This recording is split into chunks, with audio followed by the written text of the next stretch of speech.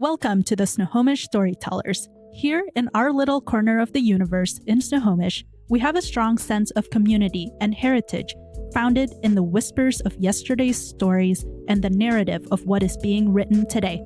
Snohomish Storytellers captures this through organic conversation between Snohomies, former, present, and future. This podcast is brought to you by the Historic Downtown Snohomish Association. Our mission is to promote, preserve, and improve the Downtown Historic District as the heart and soul of the city of Snohomish. My name is Megan Hetherington, Executive Director of HDSA, and my lovely co-host is Sheila DeVerter, Board Member of HDSA. And with us today is also our podcast producer and Vice President of HDSA, Trent DeVerter. And welcome to our podcast.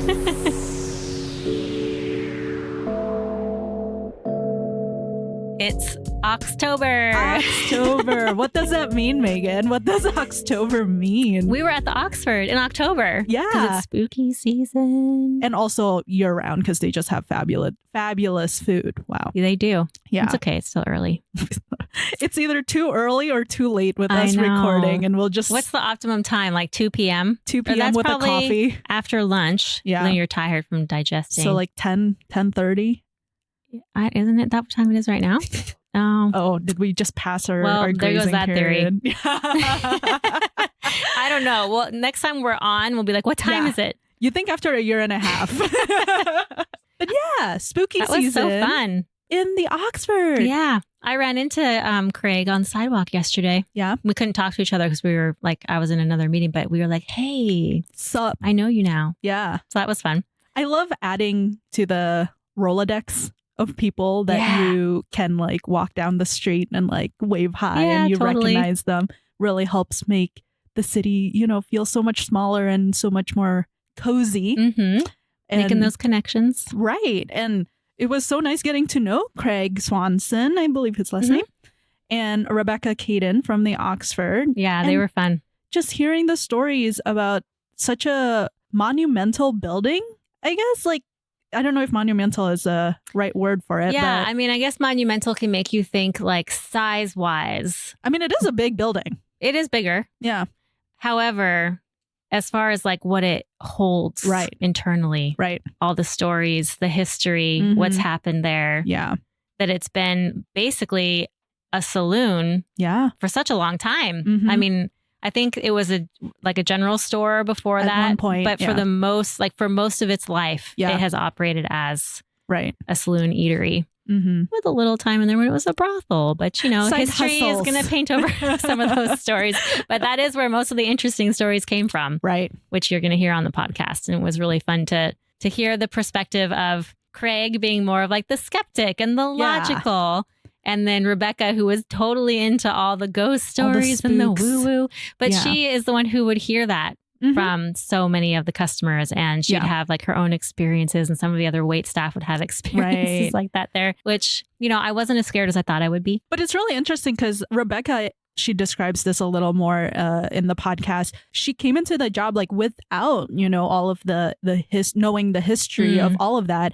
And she experienced a spooky event even before knowing all true. Of that. So it couldn't be all imagination. Right. So maybe there is some truth to it. I don't know. Everyone's going to have to go and find out for themselves. But what I did really appreciate that we touched on, and I just want to mention here, because it's been kind of a theme lately, and I think it's so important, is having business owners that want to invest in the preservation of the historic character of their buildings, but also the storytelling, I think is what makes Snohomish what it is. Right. Because you can have people come in and use the buildings and maybe they preserve like the exterior. Right. But he really was intentional about, I want to absorb this experience that I'm having in this building right now. Right. And preserve that for the future. Right. And without that happening in so many different places within Snohomish, it really wouldn't be the place that it is.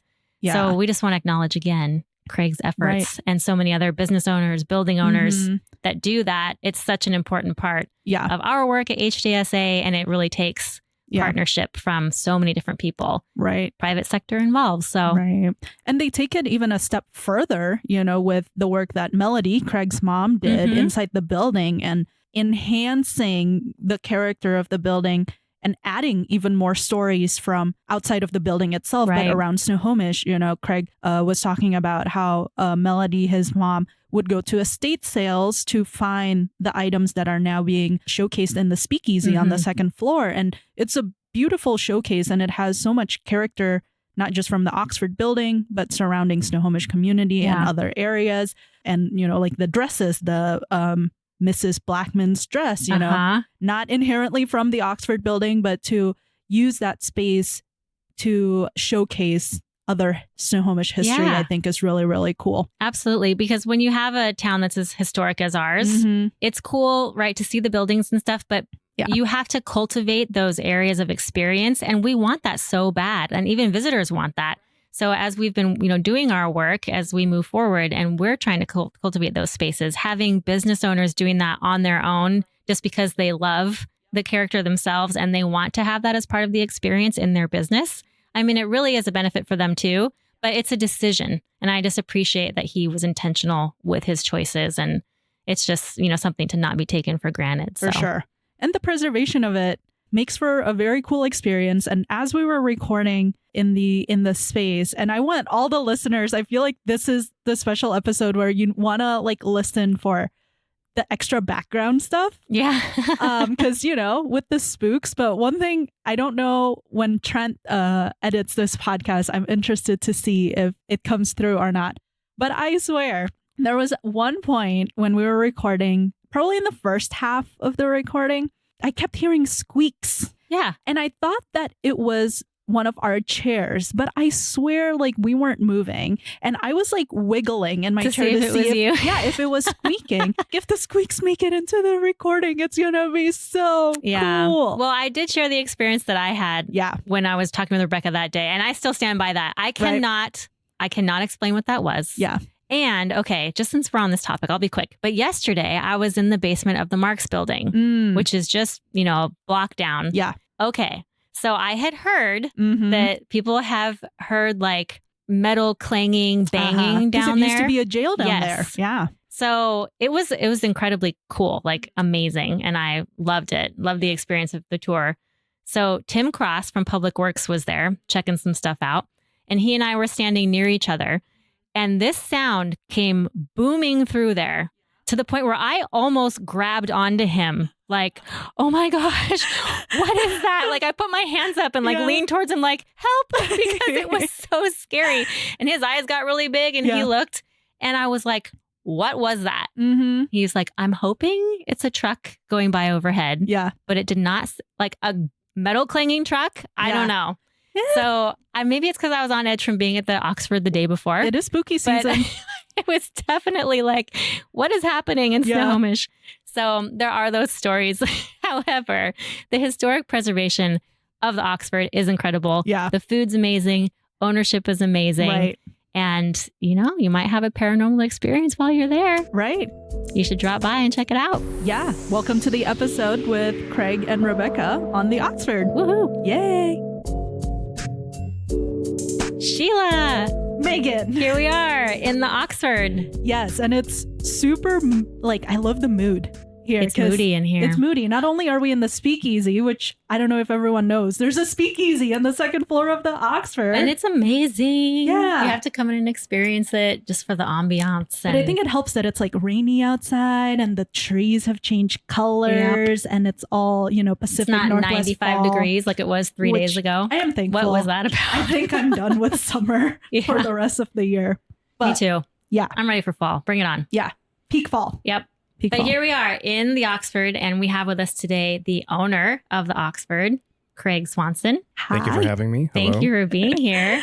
And Rebecca, I don't know what your actual title is, but you're just Oxford knowledge extraordinaire, story keeper of the Oxford. Yes. What would you call yourself? So I'm Rebecca Caden, and I was the manager here for the Oxford for about 5.5 years. I've worked here for 7 years. And then I transitioned to our sister restaurant a few months ago. So I am the story keeper of the Oxford of haunted history. Yes. So there's a little teaser that we're going to move into that throughout this podcast. And we're so excited to hear all those stories. I'm like trying to not get myself psyched up for any feelings that I have going on right now. Don't take pictures of the mirrors. I have an extremely overactive imagination, so I'm not going to get myself all psyched up. But Craig, why don't you tell us a little bit about how you became the owner of the Oxford? What is your history here, and what's your journey been like as far as your Oxford legacy? I hadn't thought about that story in a while, and I figured that coming and chatting with you guys that would come up. So I thought about it the other night, and it's a funny story because originally my family and me came into town not looking at the Oxford. In fact, we came to town to look at Stewart's. Stewart's. Oh, that's where was that? Spada now? Yeah, so Stewart's used to be a very local hometown bar up where Stewart's is located now. And so it was on the market, and we had decided that as a family we wanted to get into the restaurant business. I don't know why. At hindsight, it was a very adventurous decision. Yeah, that is. So we came up and we looked at Stewart's, and if you're familiar with Stewart's, it had a lot of history there. It had a lot of legacy with the town, with the locals of this district down here. And we saw that there wasn't going to be a lot of benefit for us coming in and making any kind of changes or improvements because a bar like that really has ingrained itself in its traditions and its comfort of not change. Right. Got it. So we decided like that wasn't going to work for us. However, fatefully, we had dinner downstairs in the Oxford Saloon that evening. And our server happened to be the owner of the Oxford at the time. Serendipitous. Exactly. So we had a wonderful conversation with her and her husband, and we met the owner of the building. I want to say maybe 3 months from that date, we owned the Oxford. Wow. We owned the Oxford. And when was this? What year? This was in February of 2005. Oh, wow. A while ago. Yep. So you've been here for a bit. You're so young looking that I wouldn't think that you would have had that much time to be a restaurant owner. I know. It's very much a family affair. I just happened to be the family member, I think, with the least amount to do at the time. And so I defaults by availability. Exactly. But really, I would think I was the one that took to it the best, and I enjoyed it the most. I appreciated not only kind of what the Oxford was or is, but also what Snohomish is. And I've been the one to be here the longest. I've been the one to move up into the area and really kind of put roots down. So when you guys were looking at like between Stewart's, is that the name? Stu's. Yeah. And the Oxford, were you guys looking at any other properties outside of Snohomish, or were you intentionally looking at Snohomish? That's a good question. I remember, I think there was a barbecue place in Everett. And I think that I was the one to veto that pretty heavily, being able to just convince everybody we don't know anything about barbecue. So let's not do that. Fair point. And Stewart's is, my family and me, we're just very dive bar kind of people. We really appreciate a very well-ran dive bar and the comfort and the community that comes along with that. Yeah. And so I think that's where it's almost like a romantic idea of like, we'll be little dive bar owners. And that's not how it works. It's something that you build and then you maintain over many, many years and decades. And then it kind of gets the moniker of, dive bar. Lovingly. So would you classify yourself as a dive bar now? I sometimes I feel like that. But really this establishment and everything it has to offer, I don't think that we fall into that category because of the quality of the food that we produce here, the quality of the entertainment, the multiple floors of the bars, it's a bigger production than something as, that I could just, sit and run myself is kind of what I think. But so I'm interested to hear kind of what I picked up on when you said that the other option didn't really have a whole lot that you could come in and change and make your own. So the potential that you saw here in the Oxford, what was sort of the evolution of changes that you implemented, how you made it your restaurant. You also mentioned you have multiple levels here that kind of have those unique characteristics. If you could walk us through like how much of that was here that you kind of transformed versus what did you have to develop and kind of, institute for yourself? Just give us a little, I know that's a huge question, but give us a little like summarized view of like where your vision went, how you were intentional about that, what developed by just like, oh, let's try this and see what happens. What has happened since 2005, right? Yeah. There you go. Thanks, Sheila. Okay. Yeah. That's a great question. That first night, I remember, but it was more about the conversation that we had with the owner. But then I came back a couple nights later and sat by myself. I didn't have anything on me to write, so I grabbed a beer coaster. It's a pyramid Hefeweizen beer coaster. Please tell me you still have this. And of course I do. That's amazing. I love it. And so I just wanted to really quickly just write down things that I noticed about the place and the lighting, the music, just the whole ambiance of the place. So I kind of took these notes and I said, okay, these are the things like you can't touch. These are the things that were magic to me about it. And so like the live entertainment was one. And so I didn't want to mess with that. But the bar originally was a blues bar. It was 100% blues music. Okay. Did not know that. And that was one thing that we definitely changed, not to everybody's appreciation. There was quite a bit of backlash because it was cemented as such a blues establishment for so long. However, we learned through trial and error that more of a rock and roll, more of a top 40s approach, it generated more revenue. And so that was very much a business decision. We wanted to keep the live music. We wanted to keep quality music, but we had to change the style of the music. And that was a significant impact to the overall kind of health of the business. The aesthetics of the main floor, almost all of that is still the same. I believe that most of that was implemented by Scott Sabota in the mid 90s. Yeah. It was a massive overhaul of the building. From my recollection is that the building was actually on the verge of being condemned. Oh, wow. And so Sabota had then acquired it and did all of the engineering to the building. Yeah. And a lot of the fixtures and the small details as far as the trim and the color choices, that was all brought in by him. And I realized that in a place like this, I can't go in and start taking stuff off the walls because I don't understand it or I want to, bring in something else. I just realized like that almost belongs more to Snohomish and it adds a lot to the first time customers. Like, wow, look at all these. Right. There's so much eye candy on the main floor. There's so many colors and textures and interesting pieces. And so that I didn't want to mess with. But the top floor in the basement, that didn't have a whole lot of grab. It just seemed like those were kind of afterthoughts. In fact, the top floor was a bunch of different businesses. We're sitting right now.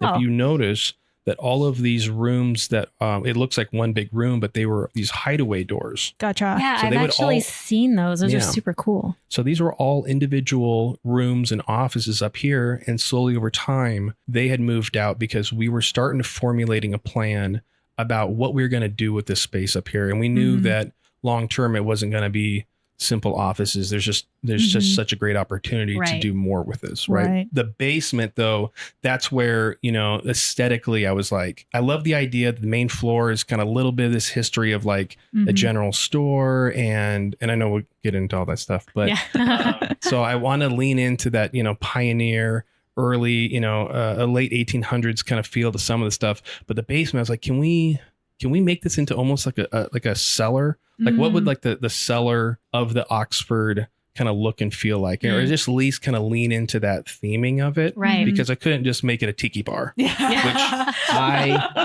there was a hot moment. I was like, because I love a good tiki bar. I think that would be a great surprise, right? Because I love the hidden gems in places. Like I love the hidden bars where you have to go through, a bookcase and a thing, and then you're suddenly, in the middle of the rainforest. Like I love, like I know she was on board with the tiki bar idea. I know that's not on brand with like Snohomish in general, but who doesn't love a good like? I mean, you could, if you're gonna pull it off anywhere, you could totally pull it off in Snohomish. So more power to your idea, Craig. I see where you were going.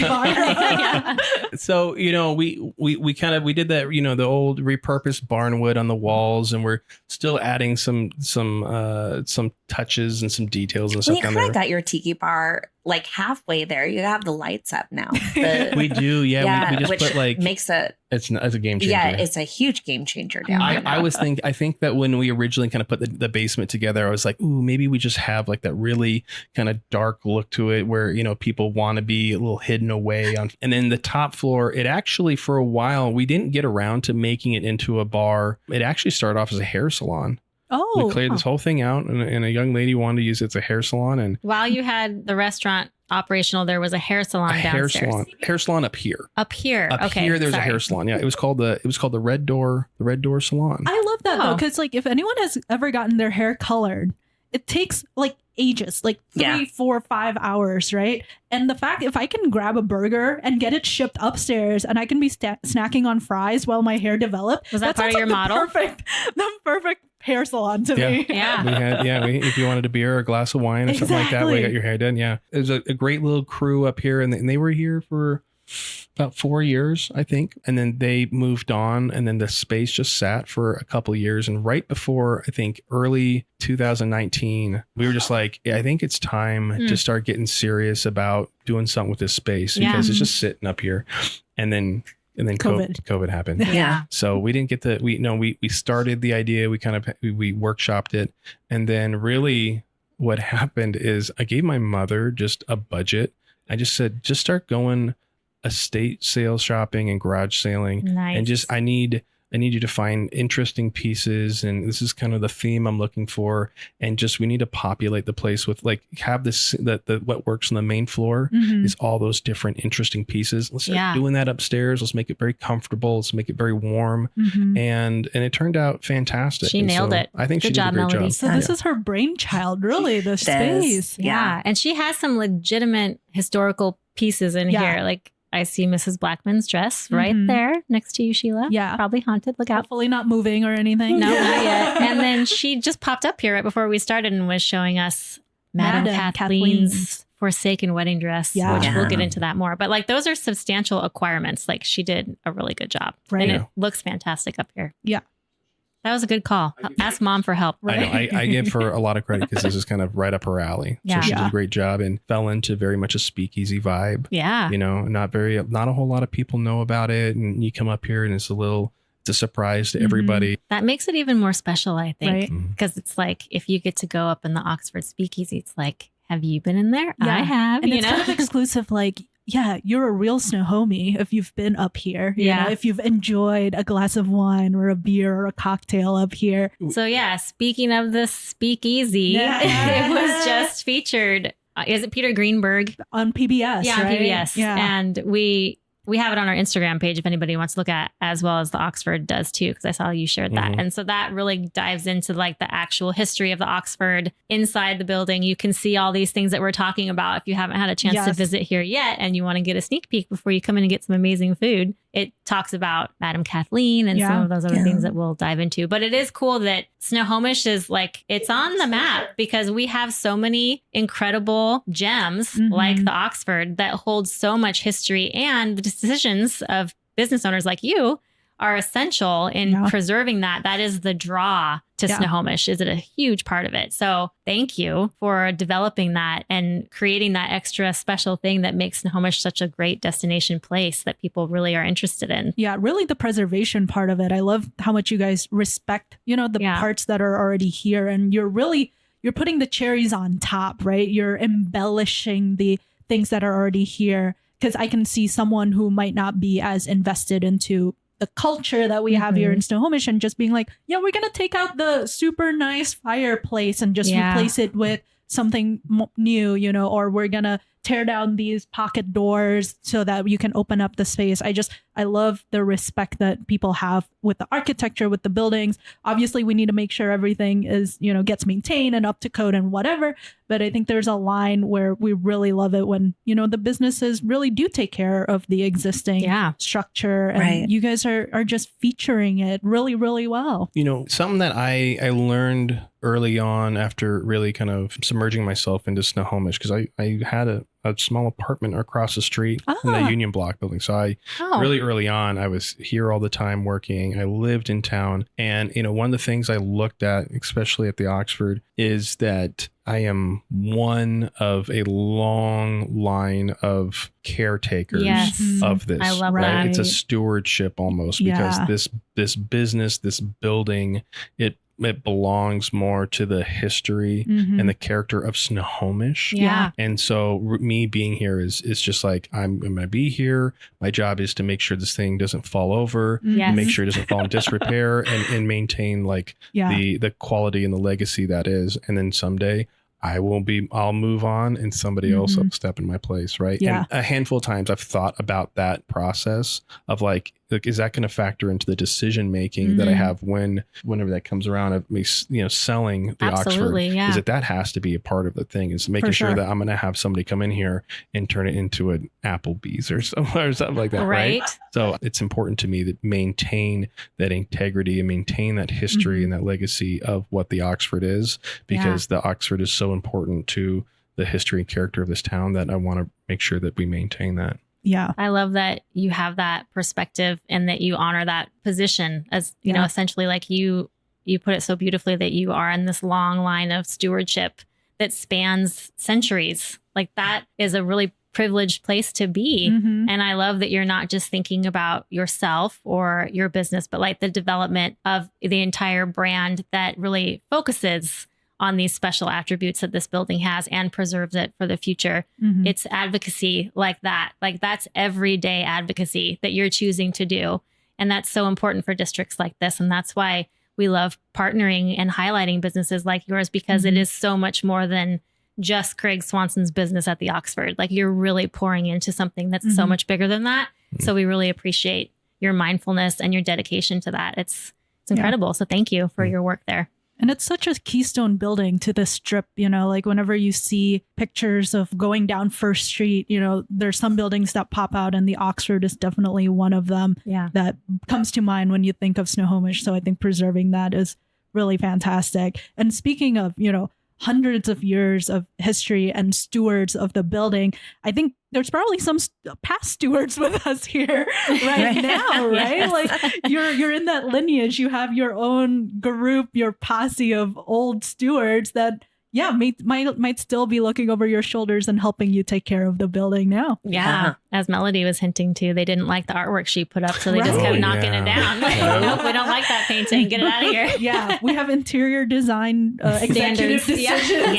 What are we going to put up? What are we going to take down? Yes. Exactly. Yeah. So this building has a whole lot of history to it. And we were talking before the podcast here about how some of it is speculation. Some of it has been verified actual history. So we would love to hear some of your stories. I know, Rebecca, like you shared, you are the story keeper. Yeah. So at the forefront, what is it that you want to like get out there right now? right now. So I think I have more stories than Craig does when it comes to this, only because, Craig is more of our little business skeptic. So whenever I go to him and I'm like, this happened, and he's like, oh, stop. Stop. When I first started working here at the Oxford, I walked in the very first day, and it was just, it's amazing vibe that I felt in here when I came in. And I don't think I really actually knew that it was haunted. I just walked in and I just felt this like amazing vibe, energy of the history of everything. Because I'm a history person. I love history. And so I think it was probably the first week that I worked here. As a weekend. It was like a Friday or a Saturday night. And up here was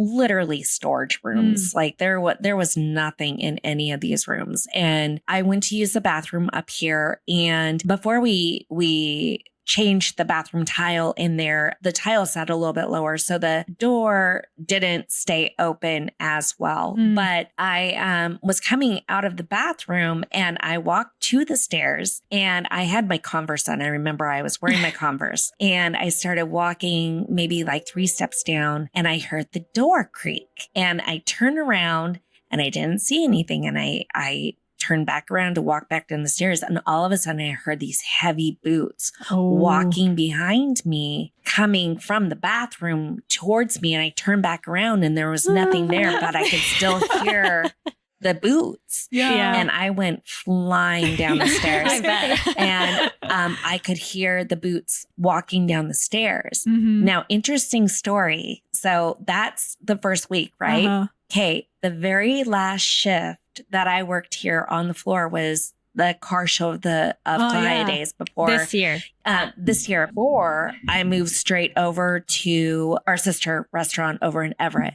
So I was walking up the stairs from the cellar, Mhm. and I got to the last couple of stairs going up to the main floor, Mhm. and again I heard heavy boots from the bottom of the stairs walking up behind me. And I turned escorting you around out because for I your thought last there was day. Someone there. yeah, I thought there was, and this one Hold my hand, Sheila. this one was in like 3:00 in the afternoon because Yeah. it was the end of my shift. Yeah. And I turned around because I thought it was a staff that was behind me. Mhm. No one was there. And I just basically said, nope. Yeah. And I walked the last 4 steps up. And I just said, nope, I'm done. Yeah, Like, it's you guys had your little fun with this. We're done. But in between that time for the 7 years, there has been a plethora of stories, not only that I've experienced firsthand, but that staff has experienced, that regulars have experienced, or just guests in general. We've had guests who have not been able to stomach being in certain parts of the building Oh, wow. because of things that have happened. I remember, I think it was right when COVID started, and I was downstairs in the cellar, and this was before we like changed everything downstairs with like the barn wood and everything, making it really nice for when we like reopened, right? So we started kind of remodeling stuff back then, and it was really creepy down there, and I hated the cellar. I didn't hate it. Okay. Well, I hated being down there because it creeped me out. So one of the funny things about the basement bar is that the light switch, the whole place is actually, you have to go behind the bar and into this small stock room we have down there. And then you can click it off. And I then hate it when people do that. and it blacks out, right? It does. So if you watch, it cracked me up because you watch the cameras on a Friday and Saturday night, you know, most of the people are closing up at 2, 3 in the morning. And you just all of a sudden, you see somebody come down, and they go down around the bar, and then the lights click out, and then they are sprinting Every as time. fast as they can get out of the basement. I'm I like, feel like That is one. awesome. You need like those Indiana Jones like torches that you put right by With the the tiki. stairs. Yeah. Right? With the tiki theme. There you go. Oh, Point number 2, right? Okay, there But you yeah, go. they can Yeah. carry the torch over to the bar. They switch it off, and then they can have light. It's on like the way those back. Instagram reels. Have you ever seen those where people like make a video about what's in their imagination when they're turning their light off, and you show the guy chasing them up the stairs? Like that's what's in everybody's minds when they're here. Yeah. Well, there are interesting stories that are like heritage ghost stories here at the Oxford. And so I know that we have Madam Kathleen, Yeah. because this was a brothel. Yes. Well, Yes. upstairs was, right? But I'm Upstairs. curious. Hence all the doorways and the Right. numbers and the little intercoms Yeah. that are like the old school intercoms that would be like communication for like, hey, lady, Yeah. your client's here for you. So Madam Kathleen has a pretty tragic story herself. And would one of you like to share that with us? I know we've heard it speculated upon. Taylor shares it. Where, I mean, I'll preface it with the knowledge that I do have because I literally just watched her PBS special that she was on. And basically what she shared was that, you know, Snohomish was built off of logging. Like that was the industry that was here. Young men were flooding here because they could make a lot of money. And what more did they have to spend their money on when they're young single dudes than booze and booze women. and ladies? Yeah. Yeah. This was a brothel and it was highly frequented. I think she said that some priest or something came to Snohomish and called it a cesspool of vice. Yeah. Oh, yeah. Yeah. So that was like the activity that historically was going on here at the Oxford. So Madam Kathleen, whose wedding dress we saw in the corner, was supposed to get married. Never happened because Jilted what's lover. the story there? Yeah. So some speculate that she killed herself. We had a gentleman come in right before COVID. So August of 2019. He came in and he did something a little bit different. And he didn't use like any type of like actual EMF machines or anything like that. It was a tape recorder, and it was going to be on a TV show. And they were just doing up here, and they were just going to do reenactments. And it was overnight. So everything was closed down. We weren't even open up here yet. Everything was like all storage. So they were up here doing shots for the reenactments. And I was down on the main floor, and I heard this huge crash in the kitchen. And I'm used to this stuff. No. And so about 2 to 3 minutes later, they come running down the stairs asking me if I'm okay. And I said, I'm fine. Why? And they said, well, we heard you screaming, help me, help me. And I said, no, I wasn't screaming anything. I heard a huge crash, but I wasn't screaming, help me, help me. And they said, well, we clearly heard someone screaming, help me, help me. Oh my gosh. Again, I went back on the camera up here, and we had you can actually hear on the microphone, you can hear someone screaming, help me, from within the building.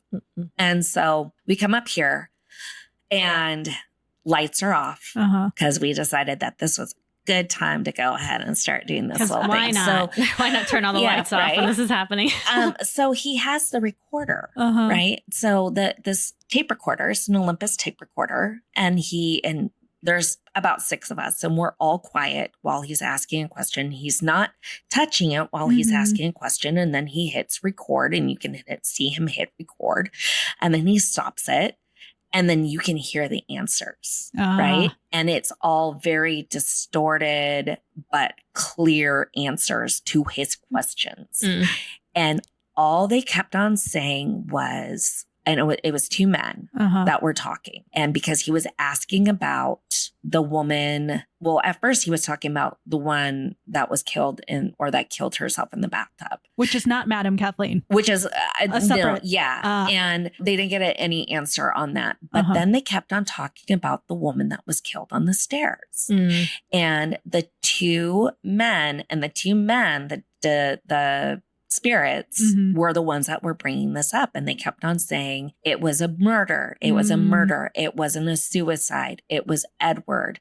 He was a jazz musician. He was hired, and kept on saying cover up. But they were very specific. I mean, Edward got thrown under the bus on all of this, right?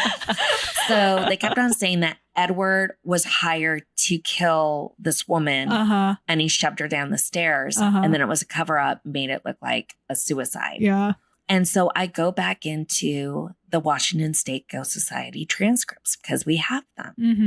And sure enough, when the mediums had come in for the Washington State Ghost Society and they were speaking to the spirits here up in the brothel, the one thing that each and every medium had said on different years, they had all said, the spirits are really scared of Edward. Oh, wow. And so Edward still hangs out here? I don't know if Edward is still here, or maybe Edward decided to leave after everyone realized that he was a murderer. Him. So he's probably not the most popular spirit in here. Yeah. So we talk about how the girl had been found in the closet. And so after that took place, I was thinking, I wonder if that was the madam who was found in the closet. Yeah.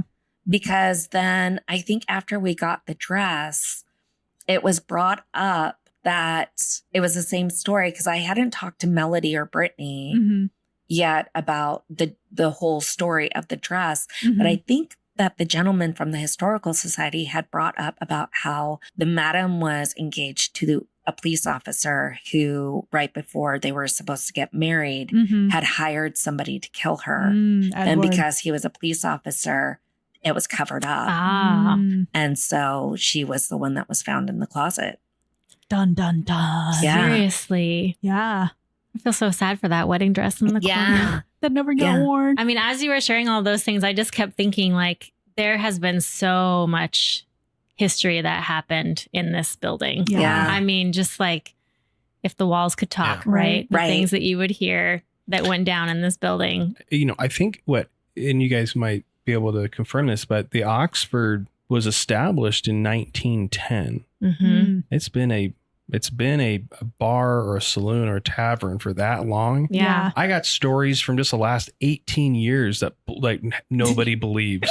Really? Just regular, business stuff, but just imagine. Yeah. Not just, just people imbibing a bit too much alcohol and doing crazy things. So I can only imagine the stuff that's taken place in an establishment for that long. Back in the day. Being, a saloon tavern is wild. Well, I've had people come in who had been in here. I mean, people talking about how they had been in here, when they were little, when they were kids, being brought in here by their grandparents or their parents, but I remember having a gentleman come in and he was saying there's a bunch of bullet holes because where the wallpaper is now, there's a bunch of bullet holes in the walls. Wow. But I know that even, going up to Stewart's, where Stewart's was, where Spada is now, if you look up in the ceilings or in the wall in the very back, you can see the bullet holes back there too. So you can only imagine that if that's true there, then it must be, a thing where the wallpaper is covering it up. I don't know if you saw that with the wallpaper at all when you guys got the place. No, that's wild though. I believe it. Yeah, I mean, I don't think that Snohomish was some sort of quaint little let's go shopping and get some lunch. Town that it is now. We really developed that over the years. But the history, the stack up of history is what I know that there's plenty of things that have happened here in Snohomish that are not the most favorable, but wow, does it give us some cool stories and absolutely. Some interesting characteristics that you get to experience, and even just like the vibe of imagining what that must have been like. I'm glad I brought Rebecca along because when it comes to like the spiritual side of the Oxford, which the Oxford has a very interesting past, like we talked about, just like a lot of wild things happening here, and people have passed away on premise. But just so your guys' listeners know, there's not like crazy things happening all the time. No, this is a family-friendly environment. Okay, we have great food here. People come and dance and have a great time. Yes. Not everybody's dying here or haunting the place, or they're gonna get scared out of their minds.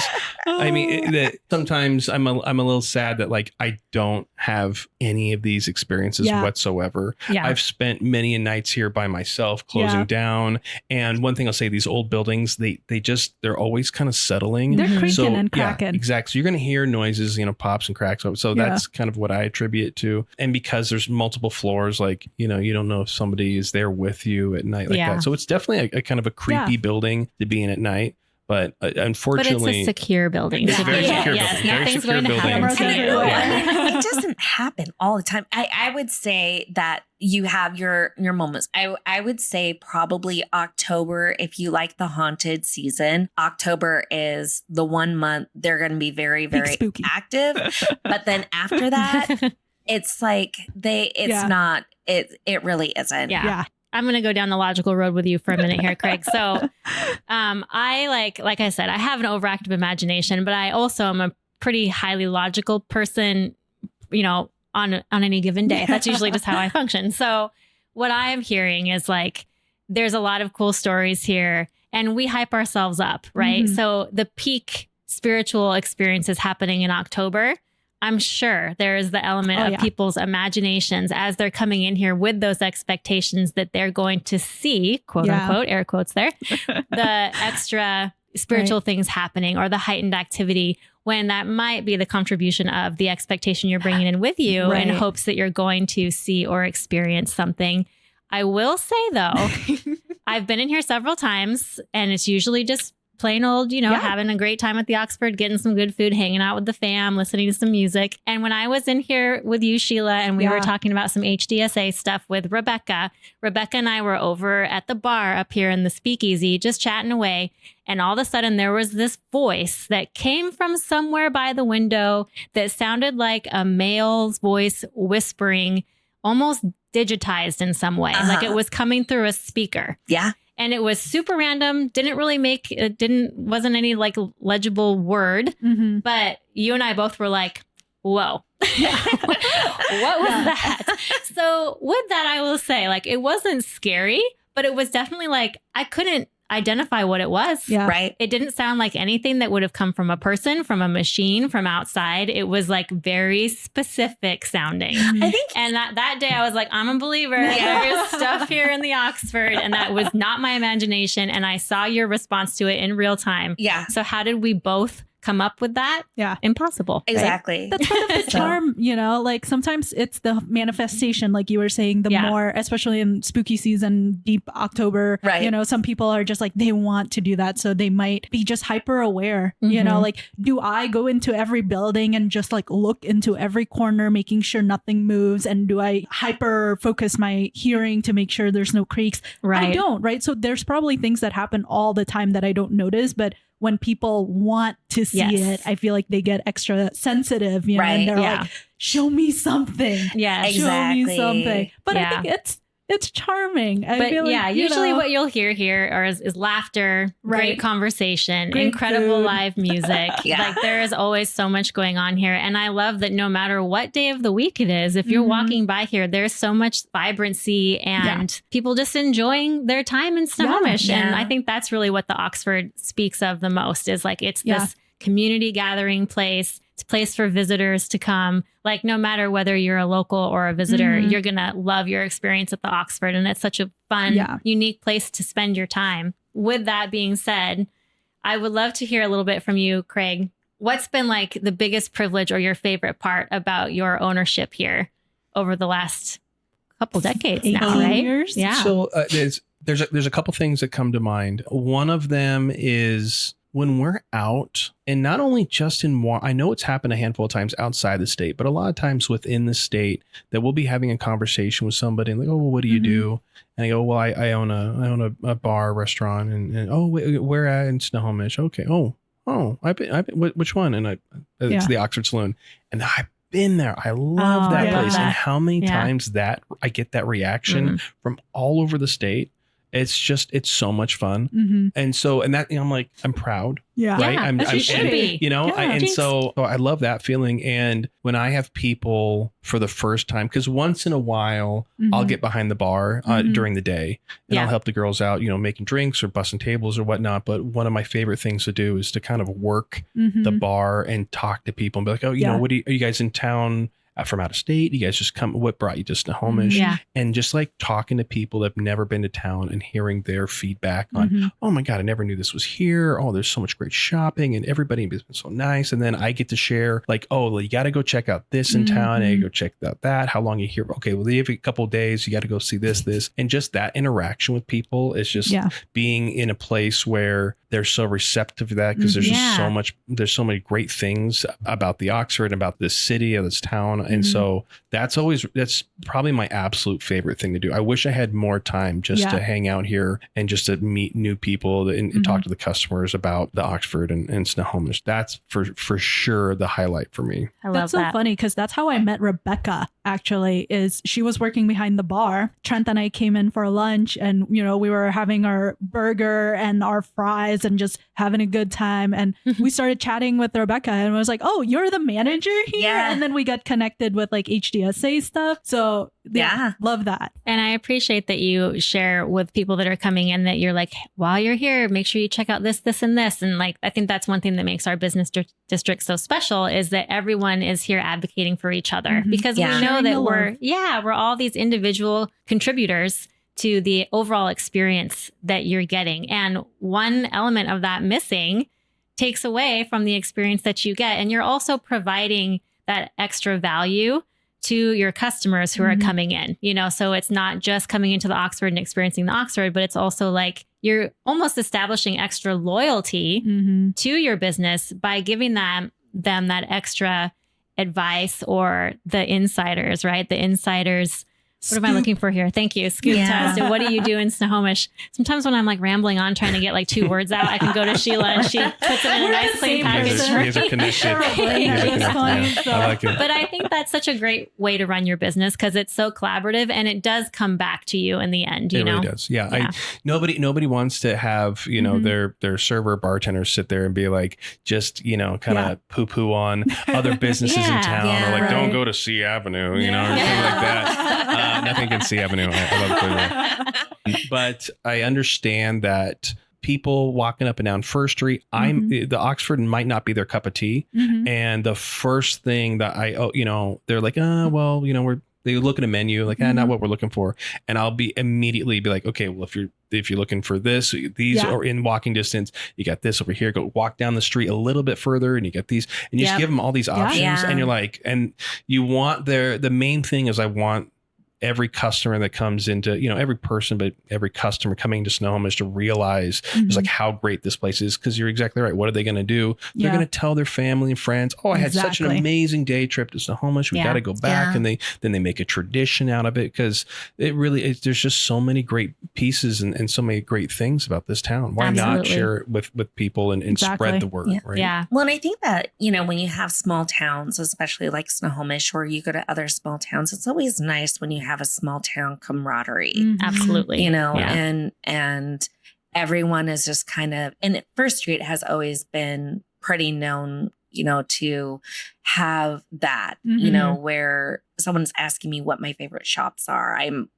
Go down, like I'm basically saying every store all the way down and everywhere. And, but every place on First Street has such unique highlights that it has a taste for every single person. We're complimenting each other. Yeah. And I think that when you have that, everyone's going to look, and, you don't want to ever just gatekeep your own business, because then, it's not.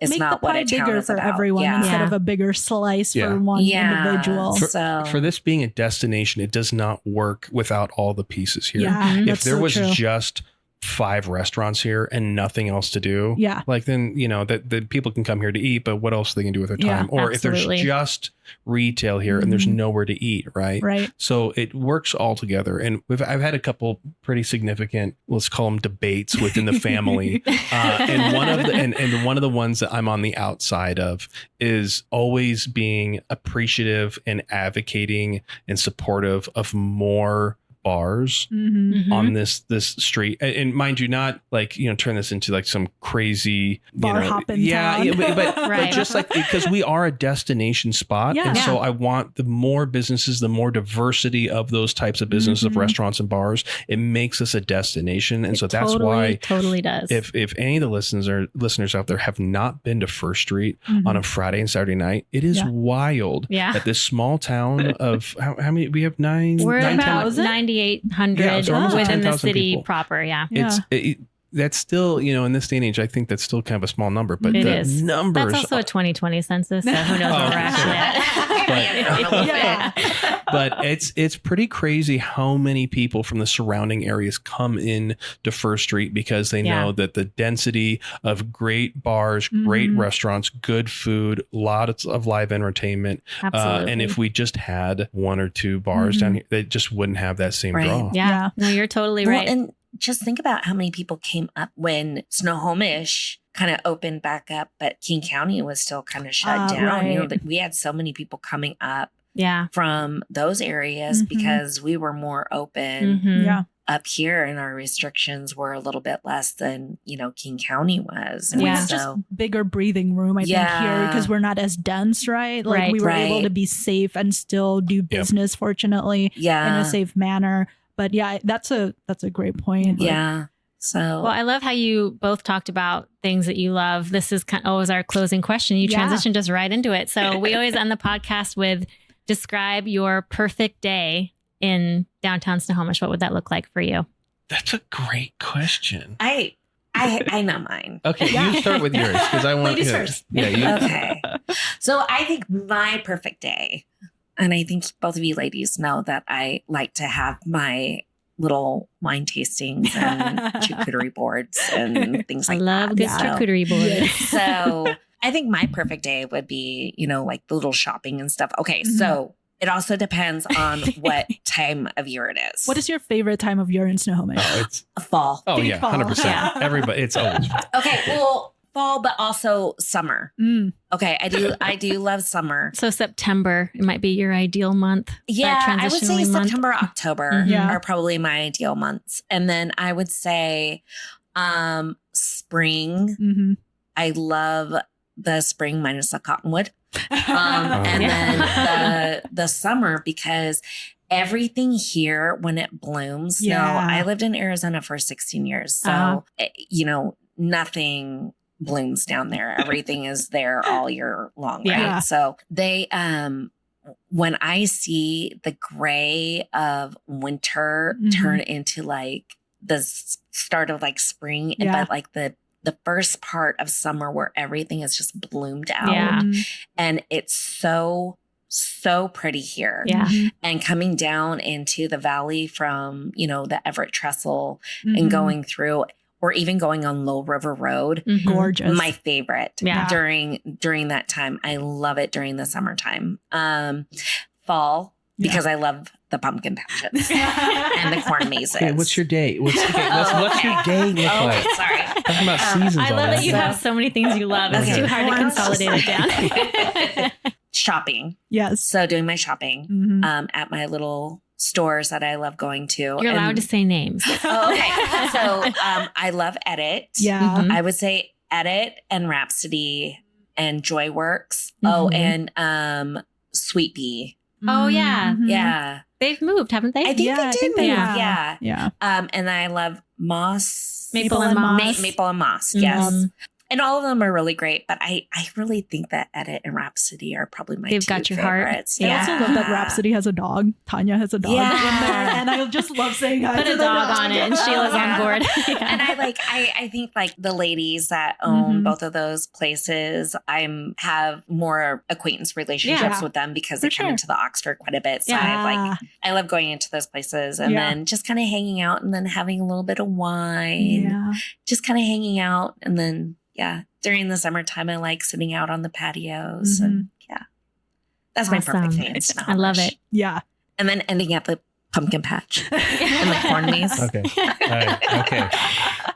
Nobody holds it against you that you can't consolidate this because it's all just so great. Question, it is, yeah.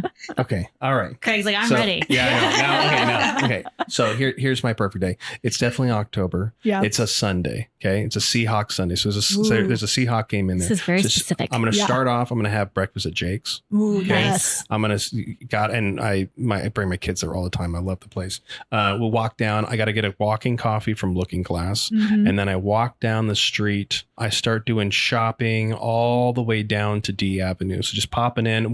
There's what's the that's 2-story antique shop down there. The mall, the antique mall. Yeah, antique. Yeah. Thank you. Just and you know what's one of my favorite things to do is look for old bar memorabilia. Like I find like old Oxford tokens and Chubb's.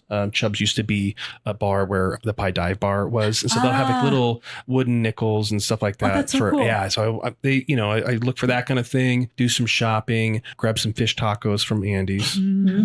Walking up the other side of the street, I'll stop in. I'll have a drink at the Pie Dive bar. I'll have lunch here at the Oxford. I'll have a hamburger because we have the best. Just put in your order straight now. up. Just you have to hit the Oxford. You got to stop and have a beer and a hamburger at the Oxford. Watch the game at Who's. After the game, go to Kasha's and have like a nightcap, like a glass of wine. And if they're still open, grab a cookie from the Snohomish Pie Company. And that was excellent. Or if you want pizza. There you go, everybody. It's your Sunday schedule. That is thorough. I like that you made a whole loop. He really did. A whole loop, a walking coffee. I love that term. I'm going to coin that. Yeah, I like that too. Would you like to get a walking coffee with me, Megan? I would. Yeah. Thank you. So always. That's my well done. perfect day. I love it. I like it. Yeah. Mine was just really sporadic. But you guys, I think that was so perfect because we don't know you very well, but today was a nice time to have a little more insight to you both and your dynamic with each other. The way you summed up that question was exactly what we've been seeing throughout this whole interview. And it was very genuine to what your relationship is most likely like working with each other. And I appreciate that. Behave. You've been doing a great job. This is so toned down for you guys. Let's just turn it down a little bit. We've talked about having a Snohomish After Dark podcast. So if that ever comes out with special editions, we'll invite you for that. Okay. And that's, Rebecca, specific listeners only. And you can unleash, bring your wine. Say whatever you want to say. Yeah. That is funny. That's going to eventually have to happen, I think. That'd be fun. Thank you so much to both of you for sharing all of this wonderful stories, like the spooky and the non-spooky. We love me as a consumer, I love hearing just like who the people are that own a lot of the businesses downtown, because I want to know, who am I supporting? You know, like I love just that interpersonal connection that we can have because we are a smaller community. I think that's one of the luxuries in Snohomish. And thank you for sharing all of that. I'm really glad that in 2005, you guys decided to hop on over here and open up. Me too. And continue the stewardship of the Oxford Saloon. Like, that's absolutely wonderful. Right on. Thank you so much for all the contributions you're bringing to Snohomish. It's not the same without business owners and credible managers and people that just pour their heart and soul into the community. We really appreciate you. Yeah. Thank you very much for having us. We really appreciate it. Thank you for listening to today's episode of Snohomish Storytellers. Keep writing those stories, and we will see you next time. Bye. Snohomish Storytellers, brought to you by the Historic Downtown Snohomish Association, produced by Red Trucks.